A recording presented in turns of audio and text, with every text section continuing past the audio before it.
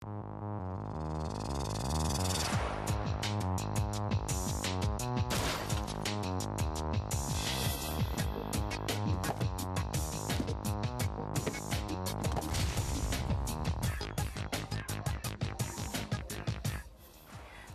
Your money में आपका स्वागत है। मैं हूं कविता थपलियाल।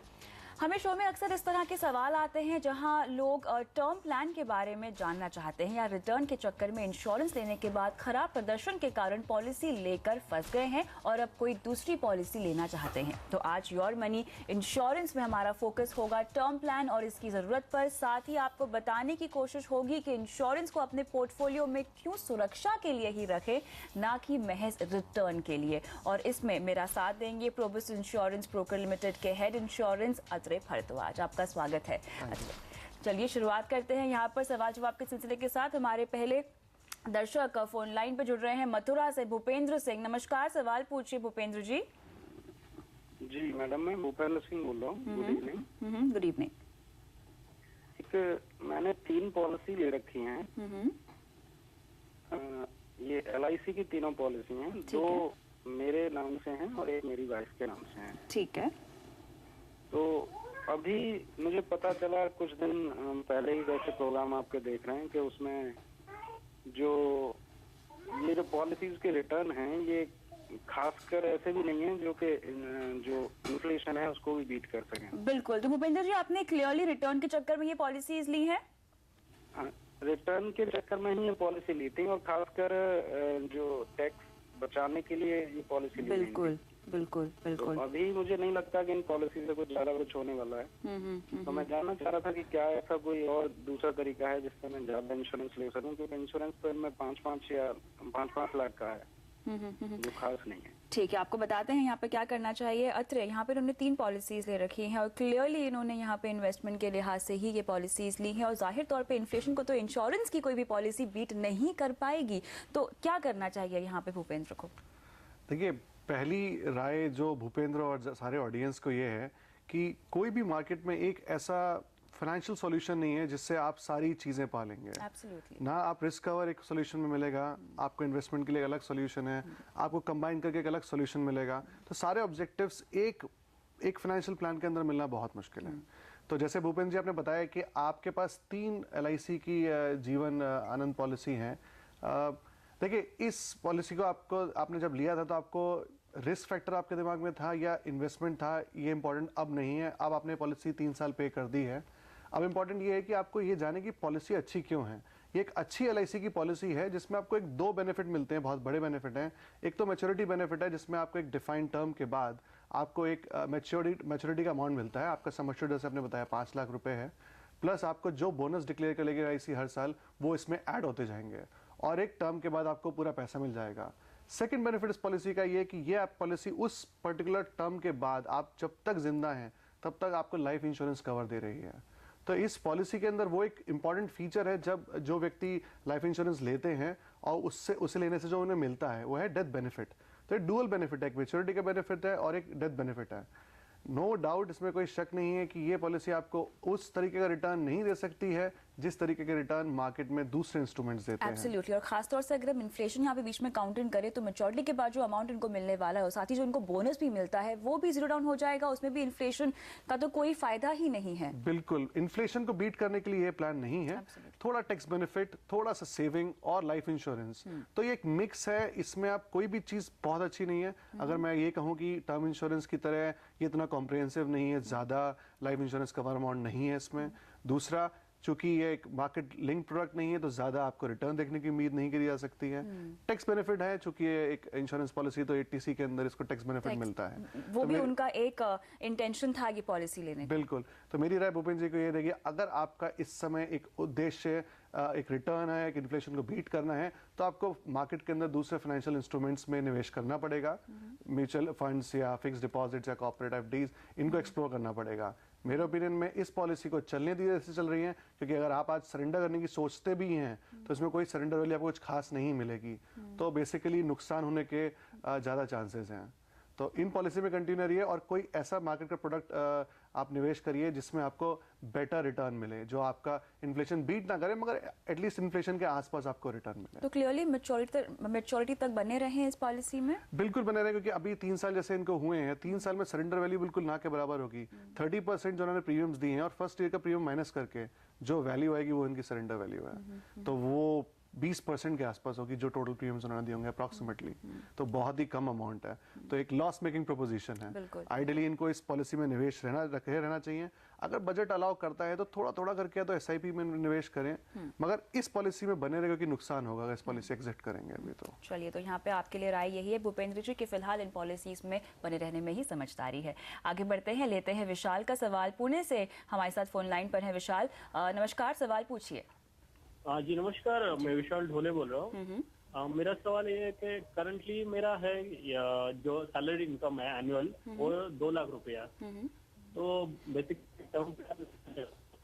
25 लाख के रेंज में, और जैसे मेरे सैलरी इंक्रीमेंट होगी मैं चाहता हूँ कि इसको अपग्रेड करूँ, तो आप मुझे सजेस्ट करेंगे करंटली मुझे कोई बेसिकली मतलब कोई 2-3 पॉलिसी सजेस्ट करेंगे जिनके लिए मैं मतलब अभी इन्वेस्ट करूँ और बाद में मैं जिनको अपग्रेड कर सकता हूँ, या फिर बाद में अपग्रेड करने के लिए कोई अदर पॉलिसी हो तो वो भी आप सजेस्ट करेंगे तो चलेगा। ठीक है, अच्छा सबसे पहले इनके लिए एक टर्म प्लान हम सजेस्ट कर देते हैं। Term plan Aegon Religare, SBI life, HDFC life, किसी भी कंपनी का चूज कर सकते हैं। इससे पहले मगर मैं इनको एक थोड़ा सा प्रोत्साहन करना चाहूँगा इनका कि आपने बहुत अच्छा डिसीजन लिया है कि आप टर्म इंश्योरेंस की तरफ आपका रुझान है। दूसरी बात जो ध्यान में रखने की है, टर्म इंश्योरेंस आपने लेने की सोच ली, मगर कुछ बातें हैं मुख्य जो आप ध्यान में रखिए टर्म इंश्योरेंस लेते हुए। खाली एक टर्म इंश्योरेंस पॉलिसी जरूरी नहीं है, कितना कवर अमाउंट लेना है, कितनी अवधि के लिए लेना है, क्या उसके साथ राइडर लेने हैं या नहीं लेने हैं, क्या आपको इन्फ्लेशन को ध्यान में रखते हुए टर्म प्लान लेना है, ये कुछ बातें और भी हैं जिनको आपको थोड़ा सा ध्यान देना चाहिए। कि आप ध्यान रखिए कि आपको टर्म सबसे लंबी अवधि का लीजिए, जहां तक आप इनकम सोच रहे हैं आप अर्न करेंगे, जो 60 साल की टिपिकल रिटायरमेंट एज होती है, अपनी करंट एज से उस एज तक का आपको प्लान लेना चाहिए अभी से। जैसे फ्यूचर में अगर आप अपना और इनकम आपकी बढ़ती है तो ऑब्वियसली आपका लाइफ इंश्योरेंस कवर अमाउंट बढ़ना चाहिए, तो उस समय आप जितने साल आपके बचे होंगे रिटायरमेंट के लिए उतनी अवधि का एक और टर्म प्लान ले सकते हैं। तो अभी मेरे ओपिनियन में ये है आप एक ऐसा प्लान लीजिए जो आपकी सैलरी को करस्पॉन्ड करता है। करीब आप 25-30 लाख रुपए का एक टर्म प्लान ले सकते हैं। कंपनीज मैंने आपको बताई SBI life, HDFC, Aegon Religare, किसी भी कंपनी का आप प्रोडक्ट ले सकते हैं। तीनों काफी अच्छी कंपनीज हैं। जो पैरामीटर्स मैंने बताए उन पैरामीटर्स पे ये तीनों काफी अच्छी कंपनीज हैं। और जो उन्होंने टाइम पीरियड बता रखा है 5 से 10 साल, और बाद में ये कह रहे हैं कि आगे चलकर ये अवधि बढ़ा सकते हैं। नहीं, अभी तो आप मैक्सिमम अवधि के लिए लीजिए। अगर आपकी आयु 30 साल के आसपास है और आपका रिटायरमेंट 60 साल पे है तो करीब 30 साल का 25 साल का एक टर्म प्लान लीजिए, तो ये ध्यान में रखिएगा लेते हुए। चलिए, तो विशाल आपको अपने लिए 25 से 30 लाख तक का यहाँ पे टर्म प्लान लेने की सलाह दी जा रही है। फिलहाल योर मनी में वक्त है एक ब्रेक का, और ब्रेक के बाद बताएंगे कि प्राइवेट कंपनी और LIC में किसकी पॉलिसी है बेहतर, साथ ही देंगे टर्म प्लान से जुड़ी और जानकारी। बने रहिए हमारे साथ।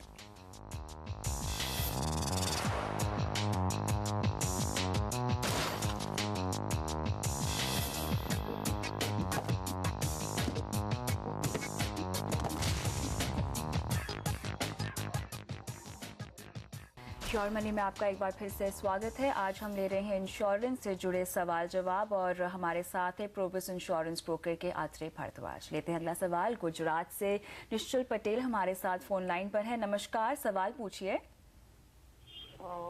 मैम, मेरी एज है 35 ईयर और मैंने अविवा आई लाइफ का टर्म प्लान लिया है। अविवा का आई लाइफ लिया हुआ है। ठीक है।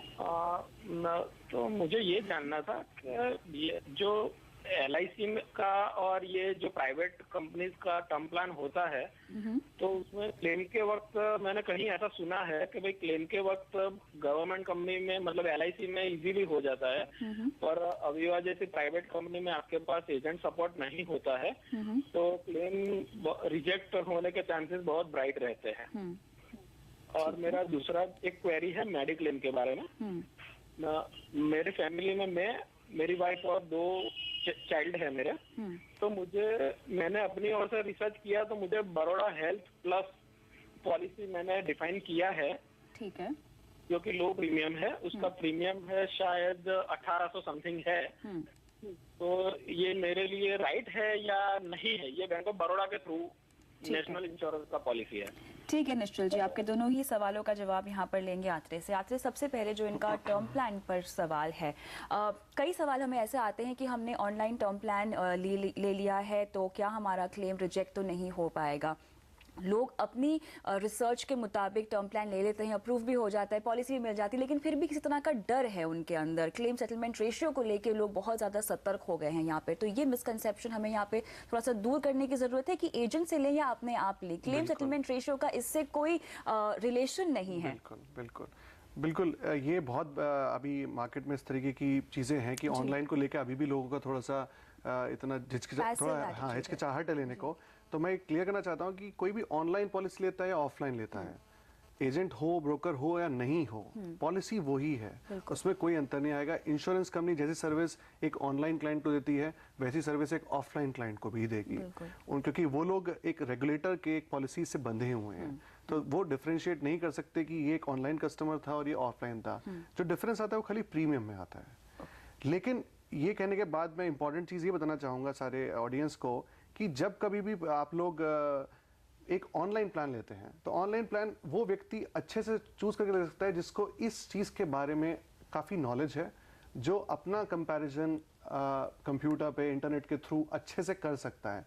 अगर आपके पास ये टेक्निकल कॉम्पिटेंसी है कि आप टर्म प्लान को अच्छे से समझ के उसके राइडर्स, उसके कंडीशंस को देख के आप चूज कर सकते हैं और खरीद सकते हैं, तो आप बिल्कुल खरीदिए। थोड़ा सा आपको बेनिफिट होगा प्रीमियम के पे। मगर अगर आपको लगता है कहीं आपको किसी विशेष व्यक्ति या एजेंट या ब्रोकर की सलाह की आवश्यकता है, तो आप बिल्कुल बेहिचक एक ब्रोकर या एजेंट की सलाह लीजिए। ऐसा नहीं है कि आप ऑनलाइन पॉलिसी लेंगे तो आपको इंश्योरेंस कंपनी अच्छे से सर्विस नहीं देगी, बिल्कुल देगी। मगर एजेंट अगर आपके साथ होता है तो आपको थ्रू आउट जब तक वो पॉलिसी चलेगी आपको वो भी सर्विस देगा और इंश्योरेंस कंपनी की सर्विस भी देगा। तो मतलब एक तरीके से आपके साथ एक स्पेशलिस्ट है जो आपकी हर काम को वॉच करेगा, लेकिन उसका होना जरूरी नहीं है। अगर आपको लगता है कि आप टेक्निकली क्वालिफाइड हैं, आपने अच्छे से रिसर्च किया और पॉलिसी ले रहे हैं ऑनलाइन, बिल्कुल लीजिए। ये कोई बेसिस नहीं है कि एलआईसी एक गवर्नमेंट कंपनी है और प्राइवेट कंपनीज अलग कंपनीज हैं, तो गवर्नमेंट कंपनी है उसके एजेंट अच्छे हैं और मेरे को क्लेम मिल जाएगा। ये कोई फैक्ट नहीं है, ये एक परसेप्शन है मार्केट के अंदर। प्राइवेट कंपनीज उतनी ही अच्छी तरीके से ऑपरेट करती है जैसे एलआईसी, क्योंकि सारी कंपनीज हमारे एक ही आईआरडी रेगुलेटर से बंधी हुई हैं और उन सबको वो सारे रूल्स और रेगुलेशंस फॉलो करने होते हैं जो एलआईसी के लिए भी फ्रेम किए गए हैं। तो इसमें कोई ऐसा नहीं है कि आप एलआईसी से लेंगे तो आपको अच्छा क्लेम मिलेगा या नहीं मिलेगा, प्राइवेट में नहीं मिलेगा।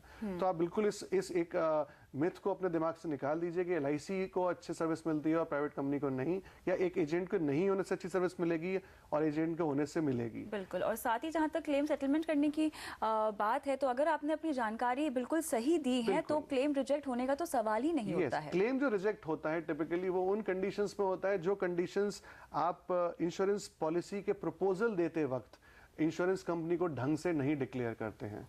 क्या आपके पास प्री एग्जिस्टिंग इलनेस है, क्या आप स्मोक करते हैं, ड्रिंक करते हैं, क्या ड्यूरिंग द पॉलिसी टाइम आपकी लाइफस्टाइल में कोई चेंजेस आए हैं। अगर आप ये जानकारी इंश्योरेंस कंपनी को हर सही तरीके से बताएंगे तो इंश्योरेंस कंपनी कभी भी आपके डेथ पे आपके नॉमिनी को क्लेम देने में कोई इशू क्रिएट नहीं करेगी। बिल्कुल। तो ये चीजें ध्यान में रखते हुए पॉलिसी लेंगे तो किसी को कोई दिक्कत नहीं आएगी फ्यूचर में। मेडिक्लेम पॉलिसी पर भी इनका सवाल है, तो जल्दी से आपकी राय चाहेंगे उस पर। मेडिक्लेम पॉलिसी में जैसे आपने चूज की है बैंक ऑफ बड़ौदा की हेल्थ प्लस पॉलिसी, में थोड़ा सा बताना चाहूंगा कि ये पॉलिसी एक ग्रुप पॉलिसी होती है। ये बैंक ऑफ बड़ौदा अपने जितने भी अकाउंट होल्डर्स हैं उनके लिए लेता है। आपके पास ऑप्शन होता है कि आप उस पॉलिसी को चूज कर सकते हैं। पॉलिसी नो डाउट किफायती होती है, मगर जब आपकी रिलेशनशिप बैंक ऑफ बड़ौदा से खत्म होती है, जैसे कि आप उसके अकाउंट होल्डर आप नहीं हैं, तो उस समय आप पॉलिसी नहीं ले सकते। तब आपको मार्केट मानना पड़ेगा कि इंडिविजुअल पॉलिसी लेने के लिए। तो आपकी कॉल है, अगर आपको किफायती होने के लिए आज जुड़ना है और कल अगर रिलेशनशिप टूटती है तो पॉलिसी बंद हो जाएगी। मेरे राय में ये रहेगा कि आप एक मार्केट से एक इंडिविजुअल पॉलिसी लीजिए, क्योंकि वो पॉलिसी आप लाइफ लॉन्ग रिन्यू कर सकते हैं। बिल्कुल। तो उम्मीद करते हैं कि आपको अपने सभी सवालों का जवाब यहाँ पर मिल गया होगा। और फिलहाल यहाँ पर वक्त है ब्रेक का, लेकिन अगर 15 साल में 15 लाख रुपए जोड़ना चाहते हैं तो क्या यूलिप लेने में है समझदारी? इस सवाल का जवाब देंगे आपको, लेकिन इस ब्रेक के बाद।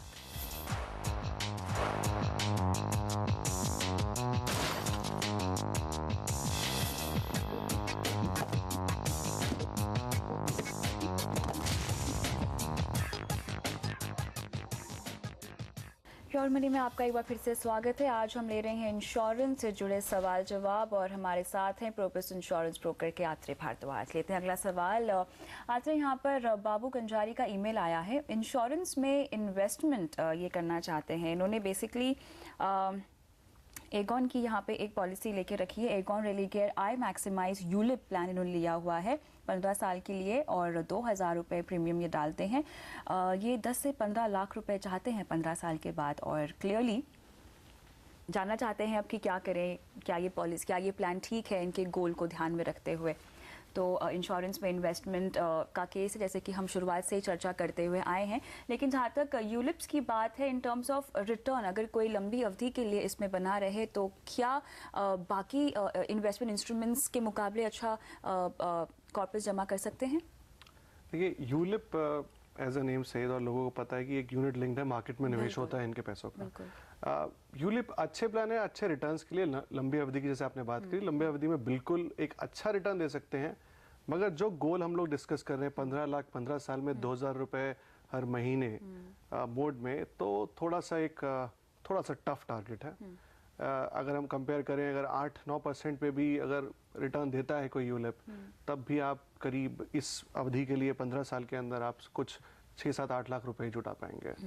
तो मेरे ओपिनियन में जो ये टारगेट अमाउंट लेके चल रहे हैं, ये एक फीजिबल अमाउंट नहीं है। या तो इनको अपना मंथली जो सेविंग कंपोनेंट है बढ़ा के निवेश करना पड़ेगा। मगर इसके जरिए अगर आप कंपेयर करते हैं मार्केट में, और कोई अच्छे निवेश के ऑप्शंस बिल्कुल अवेलेबल हैं। अगर आप SIPs के जरिए म्यूचुअल फंड में निवेश करें एक लंबी अवधि के लिए, तो हो सकता है इससे बेटर रिटर्न्स देखने को मिले। के साथ 2000 रुपए के साथ ही बिल्कुल, क्योंकि इसमें आप ध्यान रखने वाली यूलिप में बात है कि आपका एक कंपोनेंट है जो आपके लाइफ इंश्योरेंस कवर के लिए जा रहा है।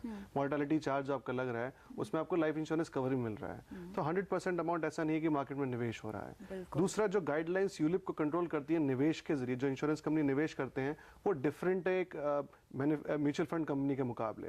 तो जो फंड जो चूज करे जाते हैं यूलिप के अंदर, वो फंड्स उतने एग्रेसिव नहीं हो सकते एक लंबी अवधि के लिए जिसके मुकाबले एक म्यूचुअल फंड के जरूर फंड्स हो सकते हैं। तो ये जो पूरा कॉर्पस 15 लाख का है, ये यूलिप के जरिए तो एक बहुत ही मुश्किल फिगर लग रही है। बट हाँ, दूसरे 1-2 टूल्स में अगर डाइवर्सिफाई करके आप इन्वेस्ट करें और थोड़ा सा अपना अमाउंट बढ़ाएं निवेश का, तो काफी हद तक क्लोज आ सकते हैं उसके। तो इस मेरे ओपिनियन में यूलिप इसको ये फिगर रीच करने में सहायक नहीं रहेगा इनकी, जो इनकी 2000 रुपए महीने की जो इन्होंने चूज करा है अपना इन्वेस्टमेंट अमाउंट। तो अब यूलिप प्लान में से निकलना कितना आसान या कितना मुश्किल होगा? अभी मेरे ख्याल से इन्होंने निवेश नहीं किया, जैसे आप बता रहे थे, इन्होंने शॉर्टलिस्ट किया है इस प्लान को। तो मेरे ओपिनियन में इसको ना चूज करें अगर उनका खाली उद्देश्य निवेश है। बेटर है कि कोई इन्वेस्टर से पूरी राय लें, पूरा इनका पोर्टफोलियो प्लानिंग करके वो बताएंगे इनको एग्जैक्टली कितने अवधि के लिए इन्हें कितना अमाउंट निवेश करना है और कितना टारगेट अमाउंट इनको मिलेगा उस अवधि के बाद।